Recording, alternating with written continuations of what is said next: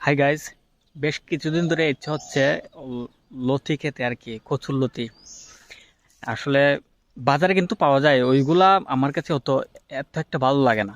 ওইগুলা চাষ করে ফলানো হয় সার সুর দিয়ে, বিভিন্ন কেমিক্যাল, ওষুধ, ওই জন্য। তাই আমি হাওর থেকে লাউ নিতে চলে আসলাম, বাড়ির পাশেই হাওর। আর এদিকে কচুও নিলাম, কচু শাকও হবে। তো লাস্ট পর্যন্ত দেখবেন যে কতটুক আমি লতি কুড়াইতে পারি। সো গাইস, ফাইনালি আমি এতটুকু লতি কুড়াইতে পারছি।